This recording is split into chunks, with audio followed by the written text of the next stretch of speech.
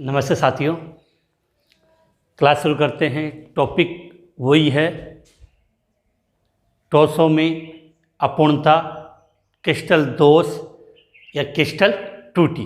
तो थोड़ा सा वापस एक बार रिपीट करते हैं कि जिससे टॉपिक की ले बन जाए, पढ़ाने में भी अपना इंटरेस्ट रहे। तो हम बात कर रहे हैं यहाँ पे कि टॉपिक हम लिख रहे हैं क्रिस्टल दोष। क्या लिखा? क्रिस्टल दोष। क्रिस्टल दोष को आपने दो हिस्सों में डिवाइड किया था, एक रेखीय दोष, दूसरा बिंदु दोष। तो मैंने आपको समझाया था कि जो अपने सिलेबस में है वो कौन सा है? बिंदु दोष। फटाफट बात करेंगे, टाइम खराब नहीं करेंगे यहाँ पे। बिंदु दोष। अब इस बिंदु दोष को हमने 3 कैटेगरी में डिवाइड किया था। पहला नाम दिया था स्टाइकियोमेट्री दोष। पहला क्या नाम दिया था? स्टाइकियोमेट्री दोष। और इस दोष के प्रकार कितने थे? 4 प्रकार थे। नंबर 1 रिक्तिका दोष। नंबर 2 अंतराकाशी दोष। नंबर 3 फ्रैंकल दोष। नंबर 4 शॉर्टकी दोष। क्लियर था? अब दूसरे प्रकार का जो दोष हम बात कर रहे हैं उसकी अगर हम बात करना चाहें तो उसको आपने नाम दिया था नॉन स्टाइकियोमेट्री दोष।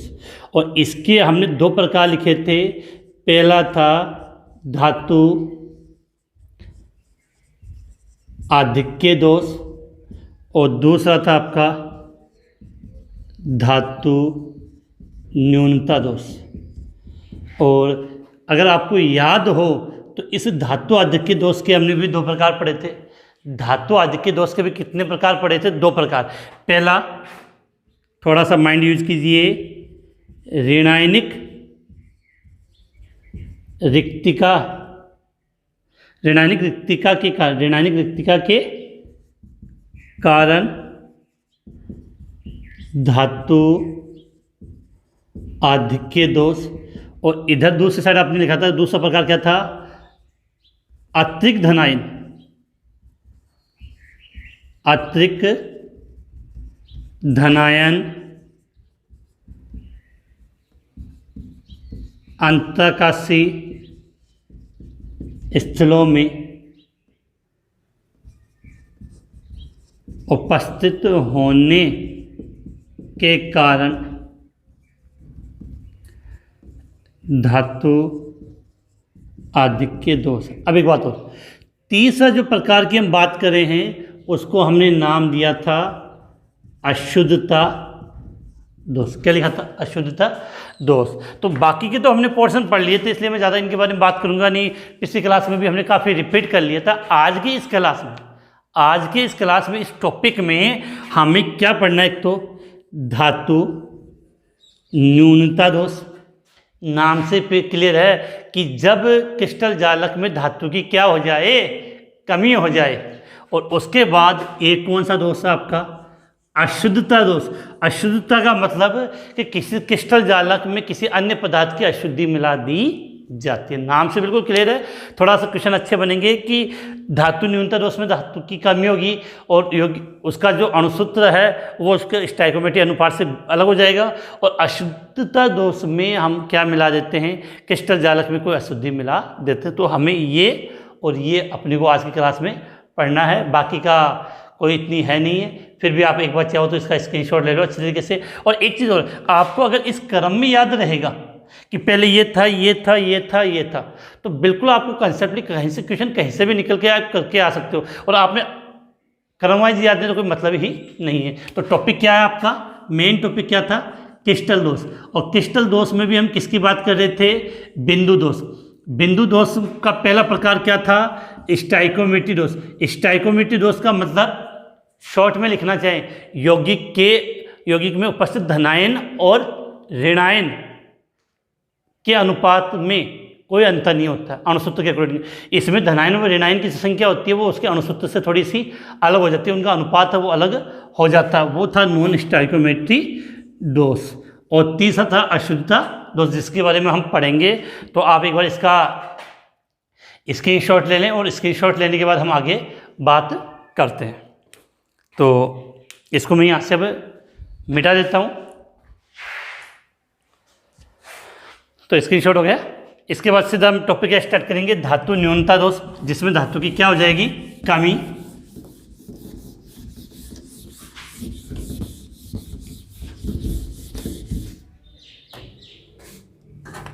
देखो बात करें,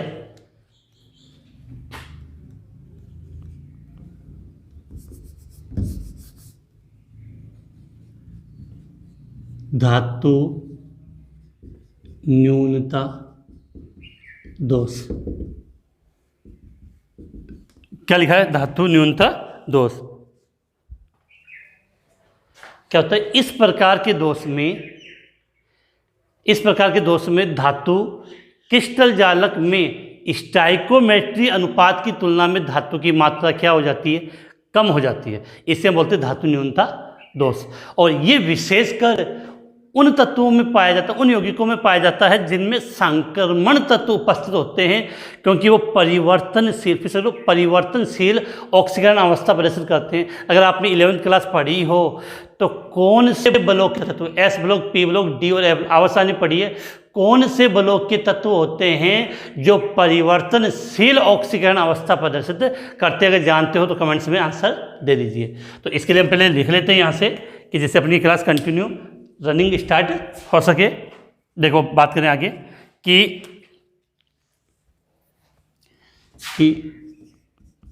इस दोष में धातु क्रिस्टल में इस दोष में धातु क्रिस्टल में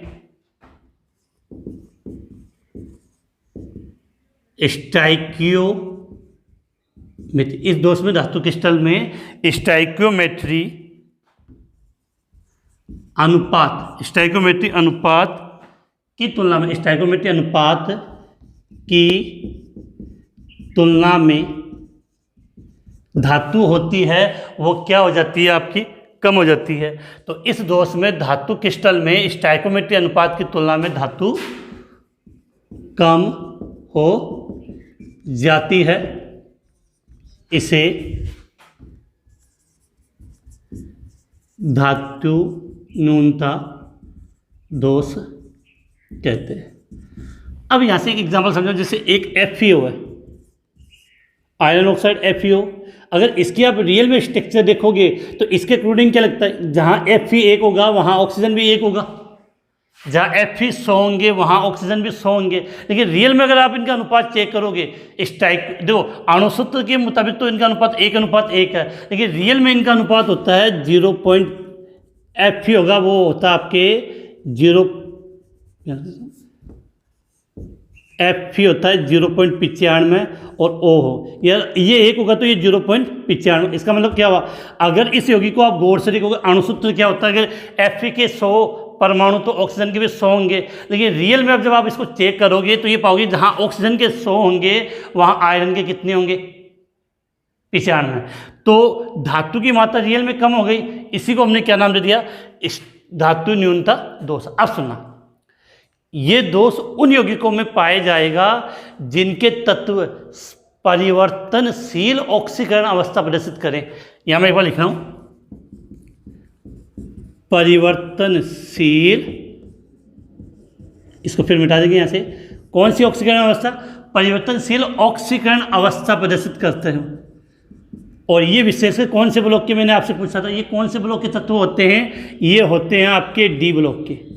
कौन से ब्लॉक के, डी ब्लॉक के। एग्जाम्पल समझाऊँ, जैसे आपने पढ़ा हो Fe2+ भी होता है और Fe3+ भी होता है, कॉपर +1 भी होता है और कॉपर +2 भी होता है, SN2+, स्ट्रांसियम की बात करें, चलो स्ट्रांसियम SR, ये +2 भी होता है, स्ट्रांसियम +4 भी होता है।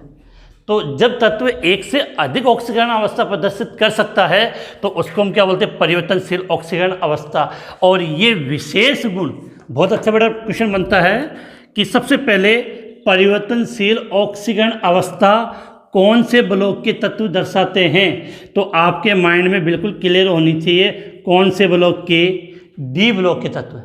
जैसे ये एग्जाम्पल मैंने यहाँ पे समझा दिया, क्लियर हो गया। तो इसका मतलब ये धातु न्यूनता रस मुख्यतः कौन से ब्लॉक के तत्व यौगिकों में पाया जाएगा, डी ब्लॉक के यौगिकों में पाया जाएगा। इसका भी एक बार स्क्रीनशॉट ले लें, क्योंकि इसको मिटा लें फिर अपने टॉपिक पे आते हैं, एक एग्जाम्पल समझते हैं। तो स्क्रीनशॉट ले लिया आपने। अब देखो आगे कि यहाँ देखो एक एग्जाम्पल लेते हैं हम, इस एफ का ले लेते हैं, किसका, एफ और ओ का ले लेते हैं। तो क्या किया देखो यहाँ पे कि F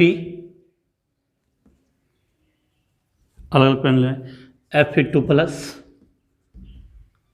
O2 minus, Fe2 plus O2 minus. नज़र आ रहा होगा बोर्ड, सही है, नहीं आया, थोड़ा सा इसको और इधर ले लेते हैं। Fe2 plus O2 minus, Fe2 plus और O2 माइनस। क्लियर है। जालक बना के दर्शाना, क्रिस्टल जालक बनाना, तो सीधा मतलब प्लस के पास में माइनस रहेगा। अट्रैक्शन होता है वो विपरीत आवेश के को मध्य होता है। तो O2 minus, Fe2 plus, O2 minus, Fe2 plus,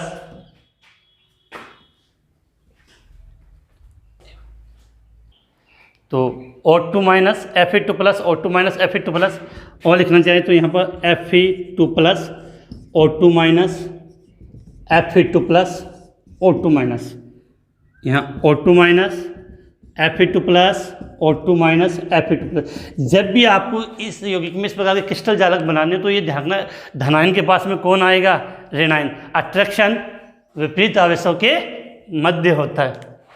तो ये कंडीशन हो गई कि अब देखो यहाँ पर हम एक बात तो समझे इसको कि गोला बना दें, इनको थोड़ा इजीली आपको समझ में आ जाएगा।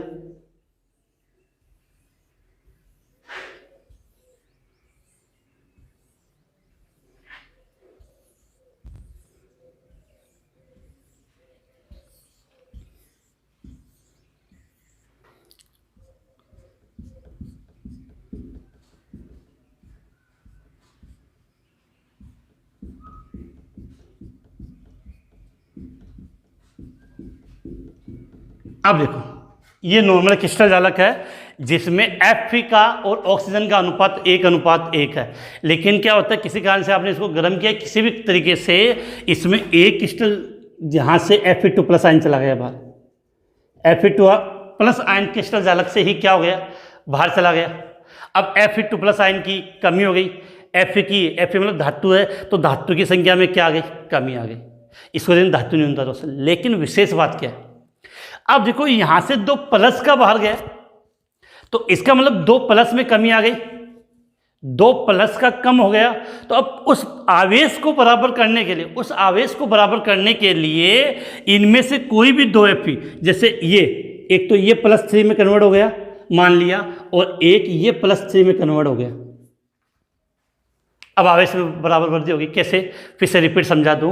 क्या था कि आपके पास Fe2 प्लस था, ये बाहर चला गया। कहाँ चला गया, बाहर घूमने चला गया। तो इसका जाने का मतलब कितने प्लस की कमी हो गई, 2 प्लस की कमी हो गई। क्लियर है। अब इस प्लस की कमी को भरपाई करने के लिए अन्य 2 Fe2 प्लस, जो अन्य 2 Fe2 प्लस थे, ये Fe2 प्लस Fe3 प्लस में, और ये Fe2 प्लस Fe3 प्लस में। तो 1 प्लस की वृद्धि तो यहाँ हो गई, दूसरे प्लस की वृद्धि यहाँ होगी। तो 2 की जो कमी हुई है, 2 की जो कमी हुई है, इन्होंने अपनी ऑक्सीकरण अवस्था में वृद्धि करके उस कमी को बराबर कर दिया है, जिससे कंपाउंड है वो वैद्युत उदासीन बना रहे। तो यहाँ पर इन 2 की क्या होगी, वृद्धि होगी।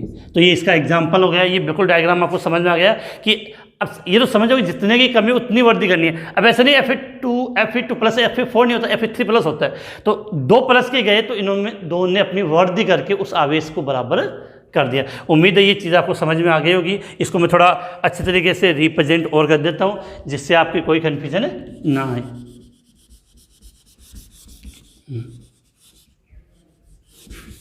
अब देखो इसके लिए लिखना है, तो इसके लिए हम इस प्रकार से लिख सकते हैं कि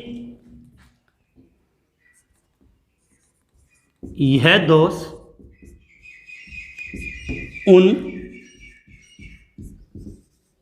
दोष उन आयनिक क्रिस्टलों में, यह दोष उन आयनिक क्रिस्टलों में पाया जाता है जिनमें धातु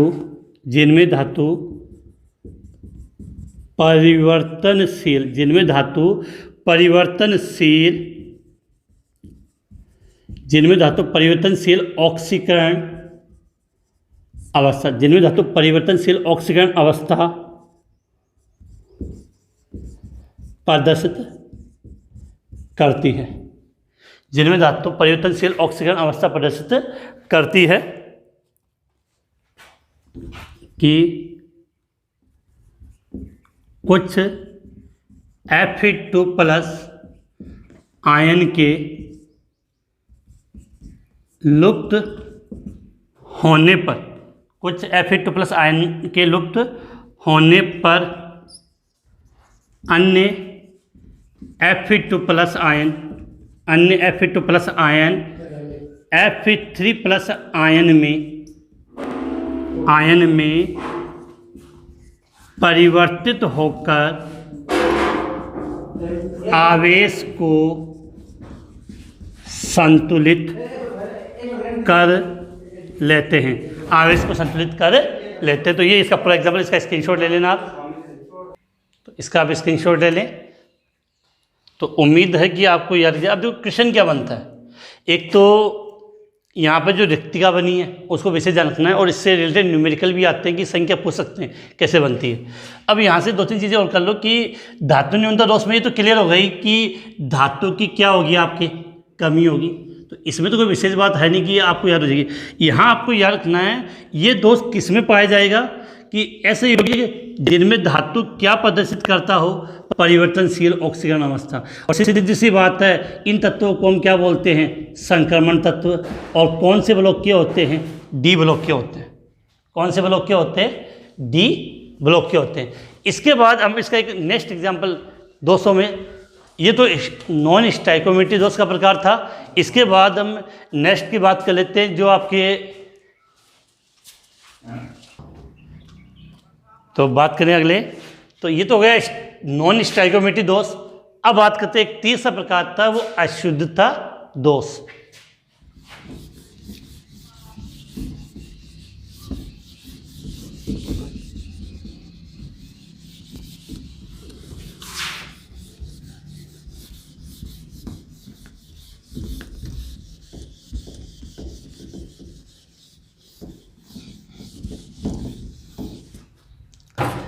अब देखो, जो तीसरा प्रकार था उसका नाम है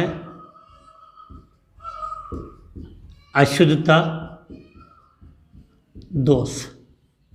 नाम से क्लियर है कि इसमें क्या होगा कि किसी क्रिस्टल जालक में किसी अन्य यौगिक की आप अशुद्धि मिला दो तो उसको हम क्या नाम कहेंगे, अशुद्धता दोष। यहाँ समझना, थोड़ी सी कुछ बातें अच्छी क्वेश्चन बनते हैं कि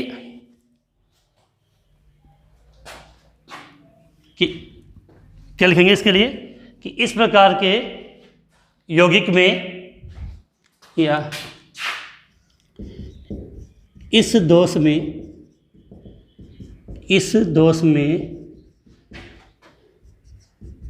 क्रिस्टल जालक में, इस दोष में कहते हैं कि इस दोष में क्रिस्टल जालक में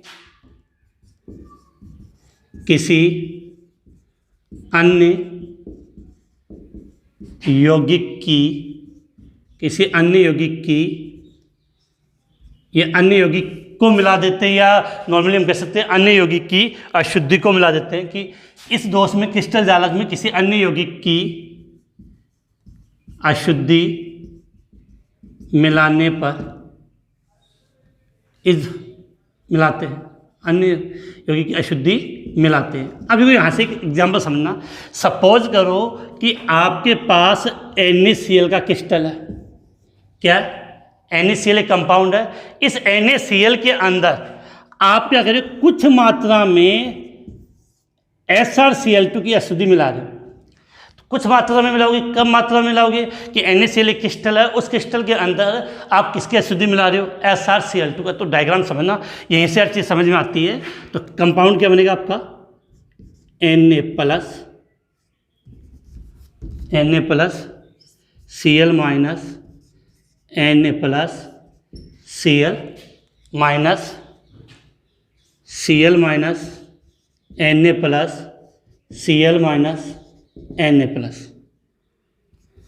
Na plus Cl minus Na plus Cl minus Cl minus Na plus Cl minus Na plus.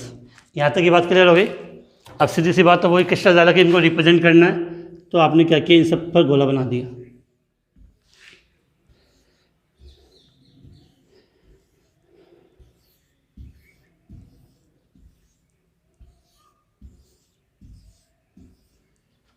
और इन क्रिस्टल जालों को क्या करना है, आपको आपस में मिला देना है।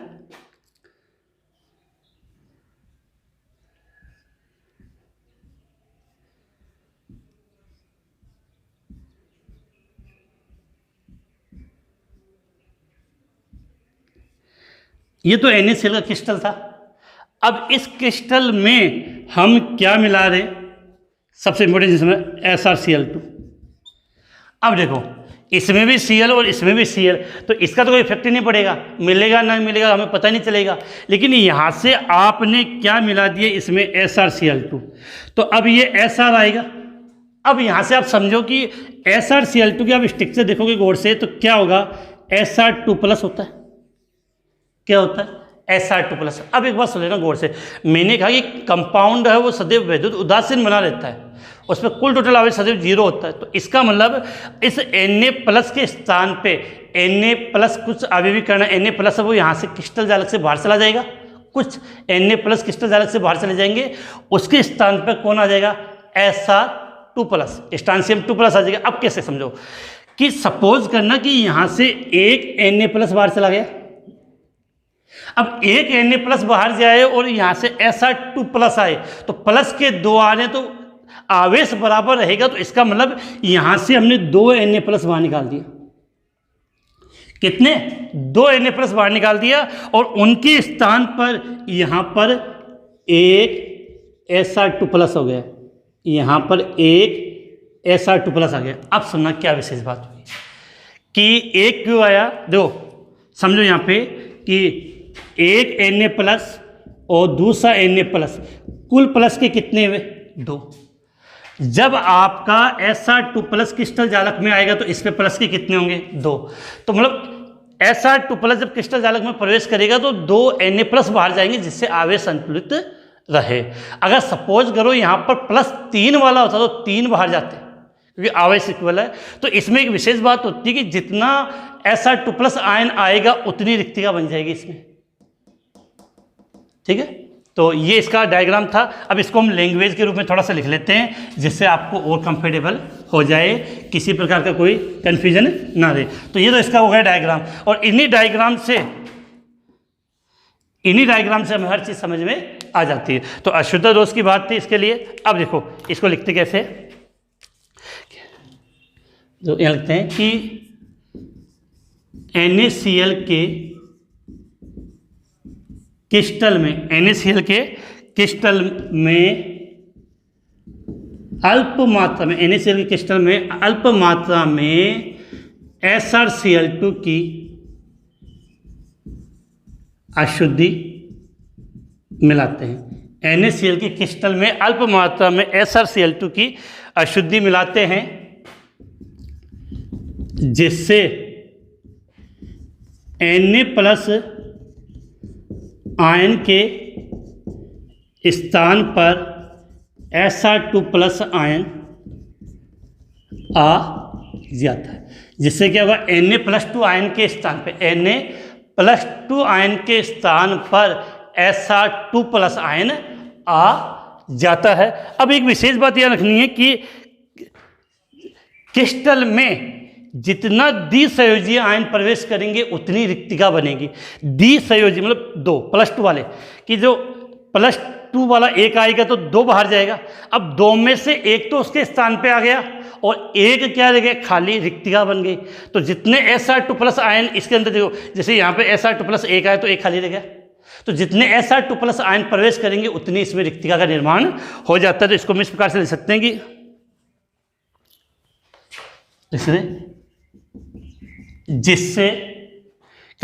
जिससे क्रिस्टल जालक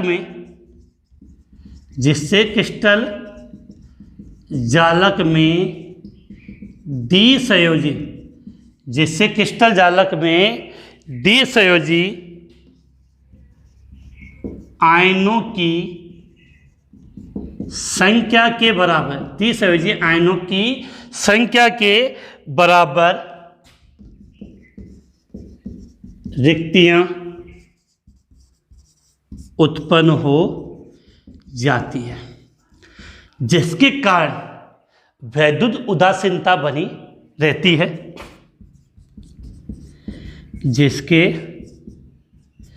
कारण वैद्युत उदासीनता बनी रहती है। अब यहाँ बाकी की चीज़ों में तो कोई विशेष बात नहीं, मेन डायग्राम ही था। तो अशुद्धता दोष का जो तीसरा प्रकार है, तो क्रिस्टलीय टोसों में जो अशुद्धता का तीसरा प्रकार अशुद्धता दोष, सीधी बात है, इसमें किसी अन्य यौगिक की क्या मिला देते हैं आप, अशुद्धि मिला देते हैं। इसमें किसी अन्य यौगिक की क्या मिला देते हैं, अशुद्धि मिला देते हैं। तो अशुद्धि मिलाएंगे तो सीधी सी बात है कि जितने Sr2 प्लस आएंगे उतनी रिक्तिका बनेगी। रिक्तिका कैसे बनती है इसके बारे में हमने डिटेल से बात कर ली। तो आप पहले इसका स्क्रीनशॉट ले लें, स्क्रीनशॉट लेने के बाद हम आगे बात करते हैं। तो जल्दी से इसका स्क्रीनशॉट लें।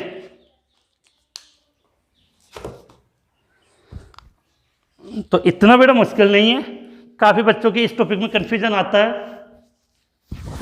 आगे वाले टॉपिक तो इससे भी ज़्यादा इजी है। थोड़ा बहुत अगर आपको आवर्तसारणी का नॉलेज है तो आगे वाले टॉपिक में बिल्कुल किसी भी प्रकार की कोई परेशानी नहीं होगी। तो जल्दी से अब आगे बात करें बेटा।